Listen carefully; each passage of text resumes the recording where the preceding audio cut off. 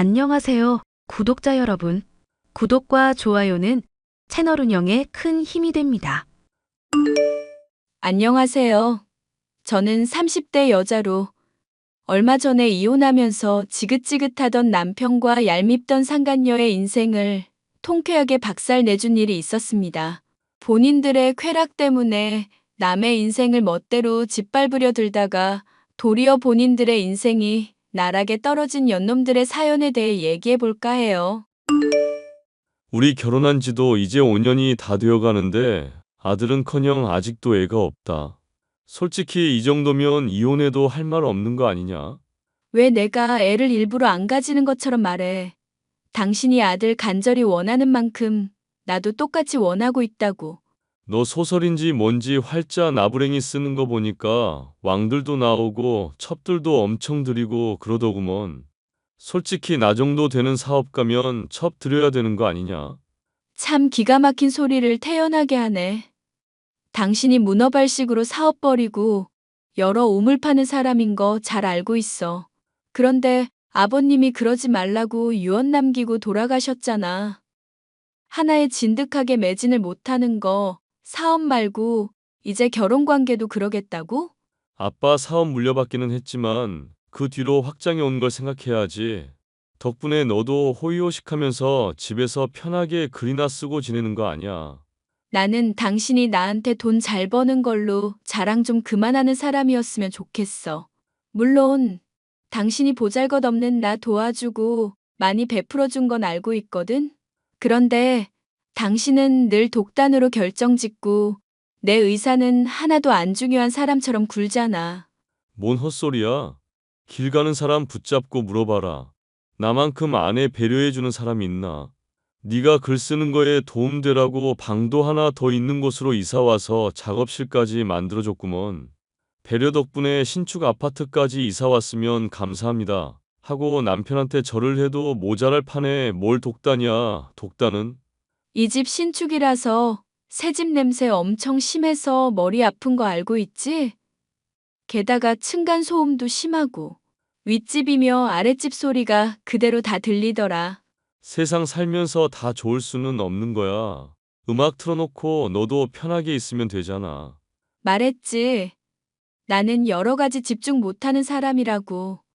음악 틀어놓고 글 쓰면 음악 때문에 집중 깨져서 잘 안 된다고. 배부른 소리 하고 있네. 그래서 뭐 어쩌라고? 집안일 다 해놓으면 당신한테 검사 맞는 거 있잖아. 그거 다 끝내놓으면 내가 독서실이나 카페라도 가게 해줘. 웃기는 소리 하고 있네. 나 사업 간다고 집 비우겠다. 사람 없고 이 넓은 집 내버려 두고 뭔. 개소리 하지 말고 밥이나 차려와. 그리고 밥 차리고 난 다음 빨래 끝내고 나면 내 태블릿 수리 맡긴 것도 찾아오고. 당신은 태블릿 같은 거 최신형 나올 때마다 편하게 사는 사람이잖아. 그런데 나는 한 달살이 빠듯할 정도로만 생활비 주는 거 너무한 거 아니야? 그리고 그놈의 태블릿은 왜 그렇게 많이 사는 건데? 내가 사업 여기저기 버리는 것도 여러 우물을 파둬야 해서 그런 거야. 한 우물만 파다가 망하면 그때는 뒤가 없는 거거든. 마찬가지로 사업이며 사람들 연락처며 중요한 정보들이 핸드폰이며 태블릿에 얼마나 많은데.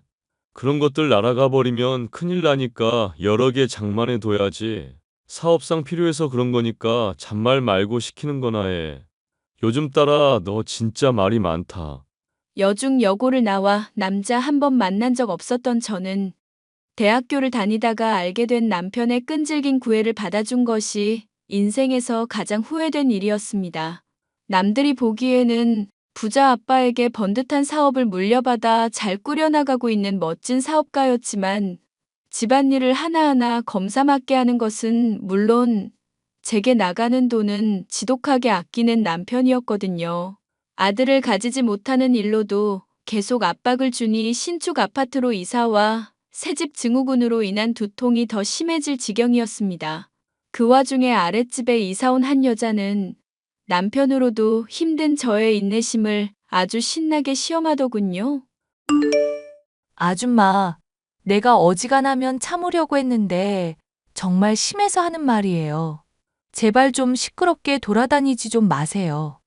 찾아오실 정도니 힘드셨다는 건 알겠는데 그 정도로 심하지는 않을 텐데요. 카펫도 깔려 있고 제가 집에서 그렇게 시끄럽게 돌아다니는 편도 아니고 책상에만 앉아 있는데 집안일도 하실 거 아니에요. 세탁기며 청소기며 건조기며 안 돌아가는 때가 없더구먼 뭔 소리래? 오전 11시만 돼도 아주 소음 때문에 미칠 노릇이라고요. 그거야 어쩔 수 없는 일이죠. 그렇다고 기계를 밤이나 새벽에 돌릴 수는 없는 노릇이잖아요.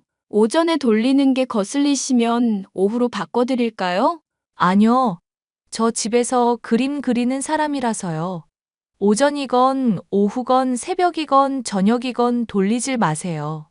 아니면 차라리 내가 잘 때 귀마개 하니까 새벽에 돌리시든가. 여기 층간소음 심해서 윗집에서 그럼 항의가 들어올 텐데요. 그리고 저랑 남편도 소음 때문에 힘들 거고요. 절충안을 제시하면 받아들이는 척이라도 하셔야죠. 아님 손빨래를 하시든가. 보니까 백수신 것 같은데. 이보세요. 백수란요.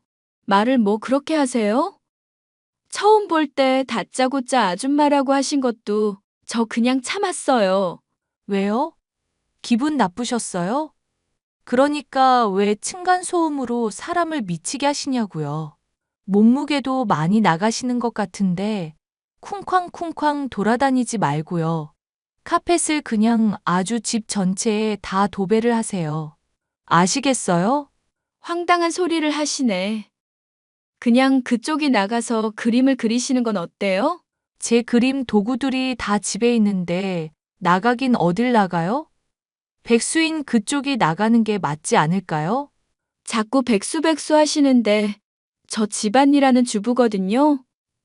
그리고 글도 쓰고 있고 아, 뭐, 작가님이라고 불러드리기라도 할까요? 책 쓰신 거 있으면 제목이라도 그럼 알려줘 보든지. 표정 보니까 출판사랑 계약은 못하고 그냥 글 끄적이면서 작가 흉내나 내시는 분 같은데. 그러는 그쪽은요? 집에서 그림이나 그리고 있는 거면 저랑 별반 다르지 않을 것 같은데요? 어머, 완전히 제 말에 찔리셨나 보다. 바로 이렇게 반격을 들어오시고, 그런데 어쩌죠? 저는 그래도 그림 전시회도 한 적 있는 엄연한 작가거든요. 예술인 협회에도 등록이 되어 있으니까 그쪽이랑은 하늘과 땅처럼 차이가 크거든요. 위층에 산다고 아줌마 위치도 위쪽인 건 아니니까 명심 좀 해주실래요? 아니요. 명심 못 하겠는데요? 그럼 저도 생각이 있으니까 마음대로 하시고요. 저는 분명히 경고했어요. 이렇게 말했는데도 층간소음으로 사람 화나게 하면 각오하세요. 낮에 세탁기며 청소기를 돌렸다고 그걸 층간소음이라고 하는 미친 아랫집 여자를 어떻게 해야 하나 고민을 하던 저. 혼자서는 도무지 해결이 안 될 것 같아서 남편에게 일을 얘기했습니다. 남편은 한숨을 길게 내쉬더니 오히려 절 타박했죠. 야, 이런 하찮은 일로 사람을 피곤하게 만드냐? 남편은 밖에서 억 단위가 오가는 비즈니스를 하고 있는데 너는 청소기를 언제 돌리니 많이 이딴 걸로 얘기를 하고 있어? 진심으로 나한테 이딴 걸 고민이라고 말하는 거야? 어지간하면 당신한테 나도 말하기 싫었어. 그런데 아랫집 여자가 너무 스트레스를 주고 아줌마라고 모욕까지 하니까 하는 말이지. 결혼하기 전에만 해도 힘든 거 있으면 다 말하라고 하고 세상 다정하던 사람이 왜 이렇게 변했어? 암탉이 울면 집안이 망한다는 속담 알지? 제발 좀 남편 행사에 이래라 저래라 하지 말고 따지지도 말고. 그리고 다정하던 사람이 변했다고 하는데 그걸 따지기에는 네가 해야 할 일을 너무 안 하는 거 아니냐? 내가? 당신이 시키는 집안일 목록 다 하고 매일같이 사진 찍어가면서 검사까지 맞는 사람이 나야. 내가 대체 당신한테 뭘 그렇게 잘못했는데? 뭐가 성에 안 차서 맨날 나 구박인데? 아들을 못 낳잖아. 아니, 아들은커녕 애도 못 가지고 있잖아. 너 대학생이고 파릇파릇할 때 애를 가졌어야 하는데 지금 당장은 신혼은 즐기고 싶니 뭐니 지랄하다가 시기 다 놓쳤잖아. 너 이대로 몇 년 더 지나면 30대 될 텐데 그때는 더 답이 없는 거고. 이런 상황인데 나보고 변했다고 따질 말이 나오냐? 내가 일부러 못 가지는 것도 아니잖아. 그리고 당신은 왜 그렇게 아이 가지고 싶어 하는 거야? 우리끼리 행복할 수도 있는 거 아니야? 꼭 자식이 있어야 행복한 건 아니잖아. 누가 가족놀이 같은 거 하고 싶댔냐? 내가 일군 사업을 물려줄 후계자가 필요해서 그런 거 아냐. 아빠가 물려준 사업 이만큼 확장시키고 불려놨는데 남이 처먹으면 얼마나 배 아프겠냐. 그런 거면 입양을 하든지. 내 사업을 물려줄 사람이 아들이어야 하고 내 핏줄이어야만 한다는 거 이해가 안 가? 입양 같은 소리 하고 있네. 미쳐가지고. 미친 소리? 입양은 미친 소리고 첩들이겠다는 소리는 정상인 소리야? 세상이 거꾸로 가서 요즘에 일부일처가 된 거지. 원래 권력 있는 사람, 능력 있는 사람이 여러 차 거느리는 건 당연한 일이야. 입양이라니 암만 생각해도 어이가 없네. 개의 새끼인지 호랑이의 새끼인지도 모를 자식을 뭘 믿고 키우라는 건데.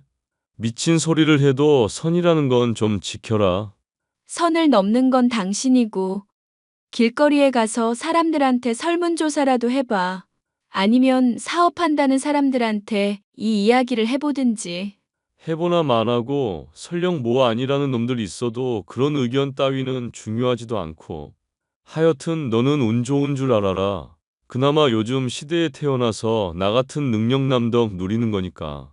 남편은 저보고 알아서 처리하라며 방관자처럼 굴었지만 곧 본인이 나설 수밖에 없는 일이 생겼습니다. 아래층 여자가 화장실에서 환풍기를 틀어놓고 시도 때도 없이 담배를 피워댔기 때문이었죠. 위층까지 올라오는 고약한 냄새에 새집 냄새까지 더해지니 남편 역시도 인내심이 한계가 왔습니다. 남편과 저는 아랫집에 함께 내려갔죠. 또 뭐예요, 윗집 아줌마? 옆에는 남편분? 잘생기셨네. 아랫집 아줌마가 피우는 담배 때문에 머리가 아파서요. 제가 담배를 피우든 말든 뭔 상관이래요? 자기 집에서 흡연할 권리도 없나? 담배 연기가 몸에 안 좋으니까 그렇죠. 애 생기면 알아서 끊을게요. 걱정해줘서 고마워요. 방 안에 보니까 그림이 많이 전시되어 있네요. 벽에 걸린 저 풍경화는 얼마쯤 하나요? 사시게? 비쌀 텐데. 큰 거 한 장요. 1억이요? 뭔 1억이에요. 1,000만 원이죠. 남편분이 그림을 잘 모르시네. 그림 볼 줄 모르는 사람한테 나중에 괜히 환불이니 뭐니 듣고 싶지 않으니까 그냥 관심 갖지 마세요. 제가 사업을 하다 보면 그림 볼 일이 많거든요. 1,000만 원이면 나쁘지 않네요. 하나 주세요. 진짜요? 그림에는 사람의 성격이 묻어나거든요. 섬세한 듯 아주 집요하신 분 같은데 제가 무슨 원망 사려고 거짓말을 하겠습니까? 나중에 초상화도 좀 부탁드릴게요. 그것도 가격은 그쪽이 정하시고. 뭐, 날짜 한번 잡아보든지요. 진득하게 그려야 하니까 한 몇 시간 비우셔야 할 거예요.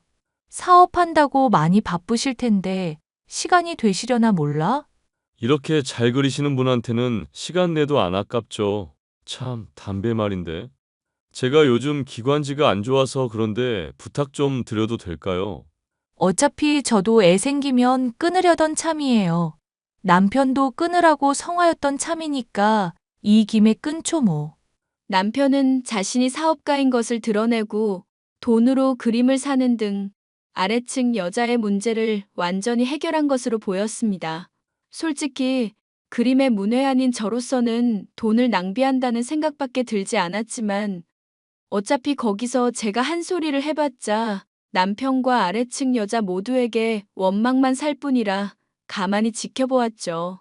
어찌 됐건 담배 연기 문제가 해결이 되었다고 생각해서 안도를 하고 있었는데 얼마 지나지 않아 아래층에서 침대가 삐걱삐걱 소음이 참 시끄럽게도 들려오더군요.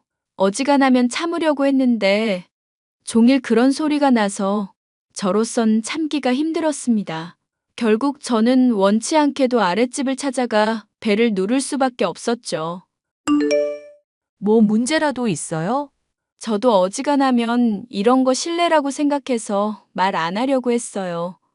그런데 이건 너무 심하잖아요. 아무리 부부끼리 금슬이 좋아도 그렇지.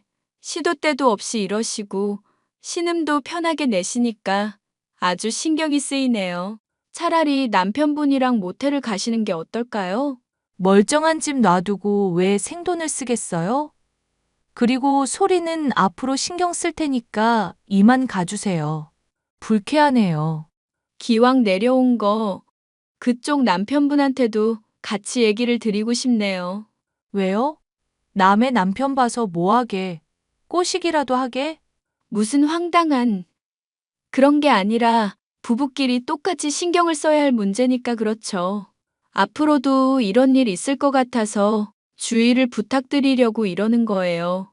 그리고 불쑥 찾아온 거 죄송하기도 하고. 이미 충분히 죄송할 거 많이 하셨고요. 알겠으니까 가시라고요. 동네 창피하게 이러지 말고. 착각하시는 모양인데 저만 입단속하고 설득한다고 끝날 문제가 아니에요. 가뜩이나 방음 안 되는 신축인데 이러면 동네에 소문 다 날걸요? 야, 적당히 해.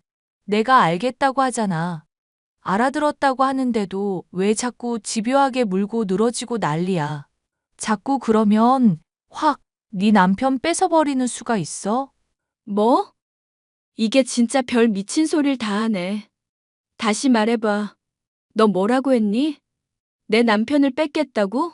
내가 담배 안 피우는 것도 다행으로 알아. 다시 또 연기로 머리 아프게 해줄까? 귀마개를 끼든지 말든지 알아서 하시고 남의 성생활에 자꾸 태클 걸지 마시라고. 댁 남편은 뭐 하는 사람인데 이래? 대낮부터 몇 날 며칠을 이러는 걸 보면 똑같이 집에 있어도 되는 직업인가 봐? 아, 아니. 신경 쓰지 말고 꺼지라고 좀. 그러니까 되지도 않는 소리로 사람 심기 건드리지 마. 나도 분명 주의 줬어. 창피당하기 싫으면 처신 잘하라고.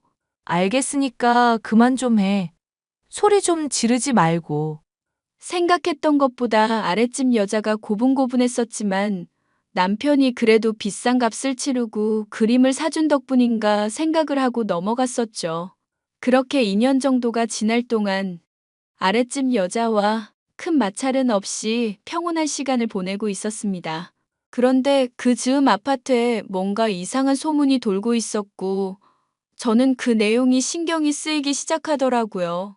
아랫집 여자에게는 회사원인 남편이 있는데 낮부터 이상한 소리가 들리는 걸 보면 바람을 피우는 게 틀림없다는 식의 수상한 내용이었죠.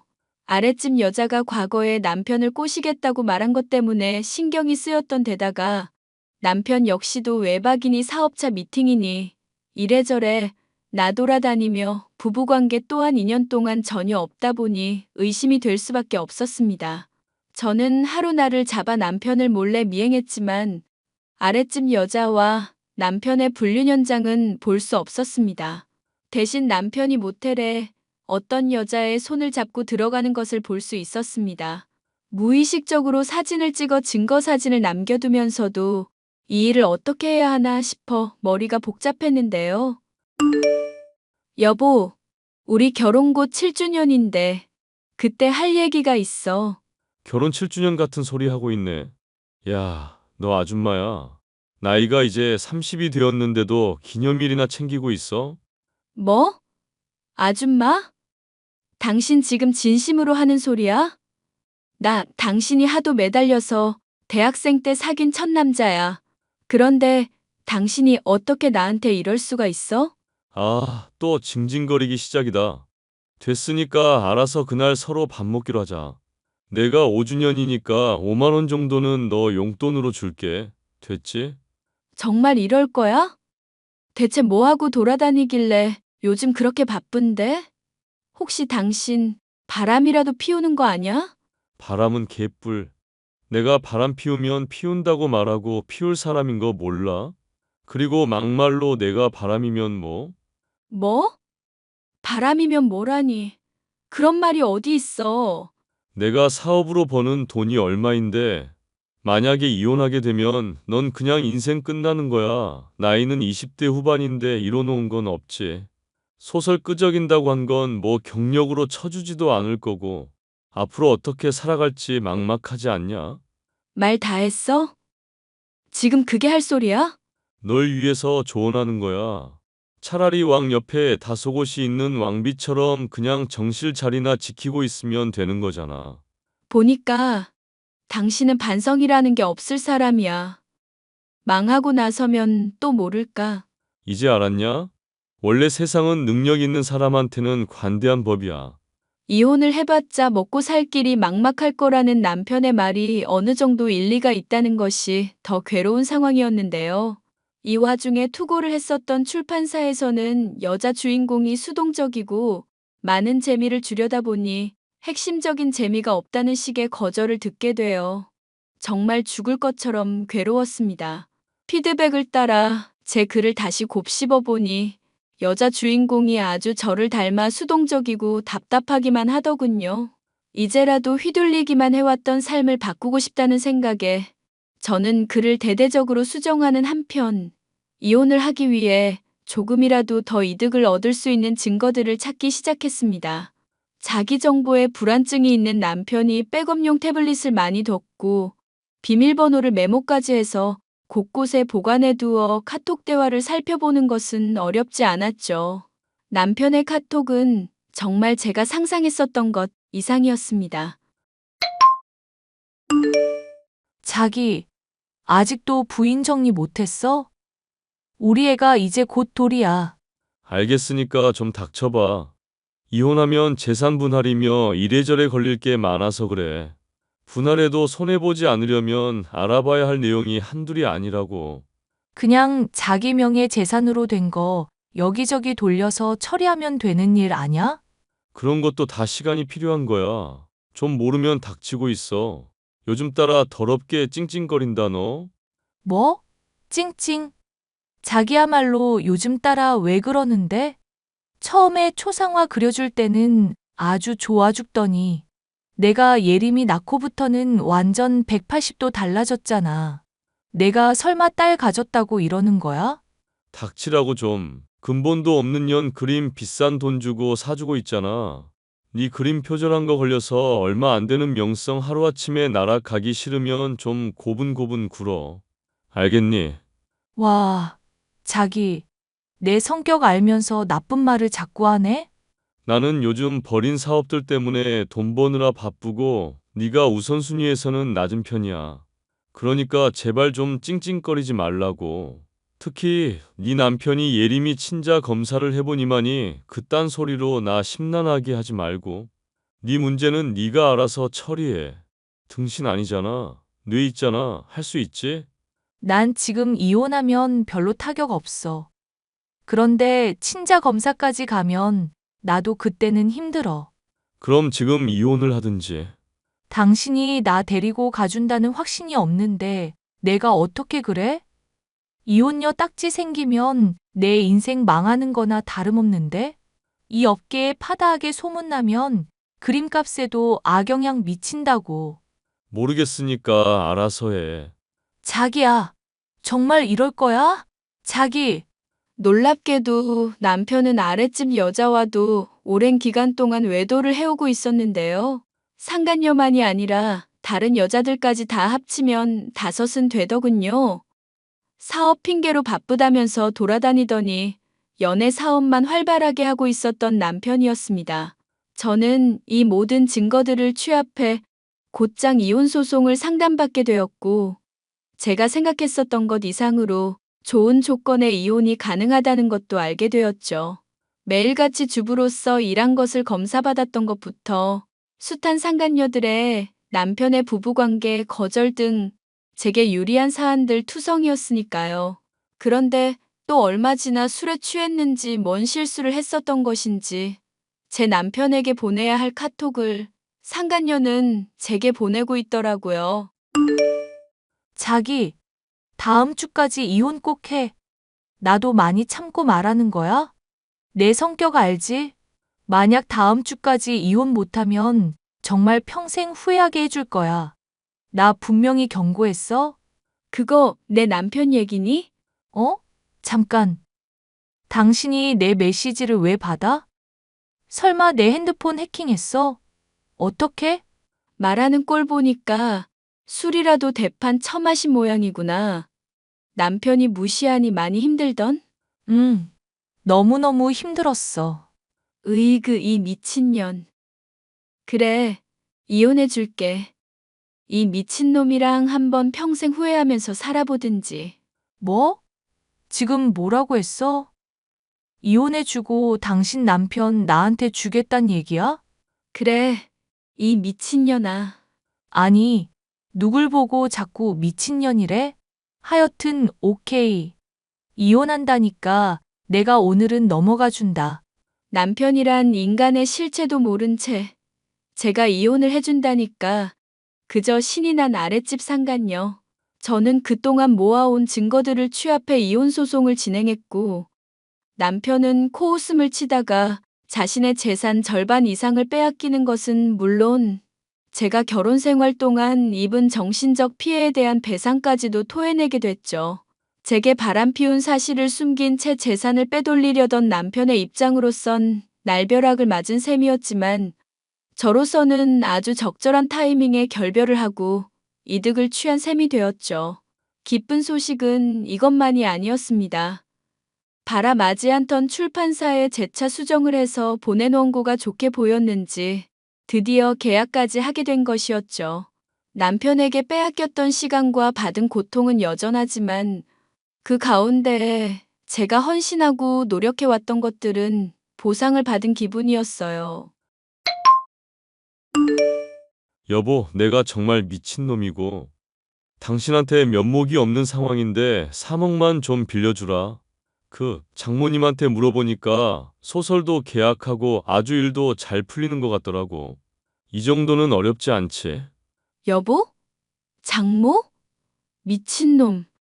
내가 너랑 이혼한 지가 언젠데 아직까지도 호칭이 그따위니? 그리고 참 미친 소리네. 참고로 내가 100억이 있어도 당신한테는 10원도 줄 생각 없어. 아줌마. 아니, 정윤 씨. 원재 씨 사정이 정말 안 좋아져서 그래요. 사업 여기저기 문어발식으로 벌려놓은 건 많고 대출도 많은데 감당이 안 돼서 압류당할 것들도 수두룩하고요. 지금 미친년들이 원재 씨한테 사기당했다고 소송까지 걸린 상황이라 아주 힘들거든요. 그래도 7년 넘게 같이 산 세월이 있는데 그냥 두고 보실 건 아니죠? 그냥 두고 보면 안 될 문제긴 하네. 그럼 도와주시는 거예요? 정말 고마워, 정윤아. 누가 도와주겠대? 그냥 두고 보지 않고 팝콘 먹으면서 보겠다는 뜻이었어. 나보고는 여러 우물을 파라느니 어쩌니 하면서 온갖 잘난 척은 다 하더니 사업은 왜 망하고 있다는 거야? 하긴 이 여자 저 여자 만나면서 사업은 뒷전일 때부터 예견된 일이었지. 정윤아, 이러지 말자, 정말로. 나 정말로 이대로 가면 죽는다니까? 그럼 죽어. 정윤 씨, 제발 우리 좀 살려주세요. 제가 남편한테 이혼당하고 위자료 뜯기게 된 건 안 도와주셔도 돼요. 그냥 원재 씨만이라도 도와주시라고요. 네? 지금 저나 원재 씨 직원들 월급에 밀린 돈 여기저기 갚는다고 사채까지 쓴 마당이에요. 제발요. 아이고 불쌍해라. 더 듣고 있자니 눈물 날 것 같으니까 그냥 차단할게. 파이팅! 정윤 씨, 저희 정말 죽어요. 살려줘, 정윤아. 여보, 내가 미안했어. 나 정말 새 사람 됐으니까 한 번만 도와줘. 여기저기서 돈을 끌어다 써서 기울어가는 사업에 퍼붓다가 결국 완벽하게 침몰해버린 전 남편과 상간녀. 둘은 그러고 나서 얼마 지나지 않아 크게 싸워 결별하게 되었다는 이야기도 들을 수가 있었는데요. 유언을 제대로 따르지 않고 여자나 사업이나 문어발식으로 탐했던 전 남편이며 그런 전 남편이 여전히 좋다며 붙어먹으며 제 속을 뒤집어 놓던 상간녀의 망한 결말을 들으니 아주 속이 후련하더라고요. 전 남편으로 인해 많은 시간을 손해보고 살아왔었던 만큼 앞으로는 제 인생에 더 매진하며 저를 위해 살아보려고 생각하고 있어요. 사연 보시는 분들의 많은 격려 부탁드립니다. 끝까지 들어주셔서 감사합니다.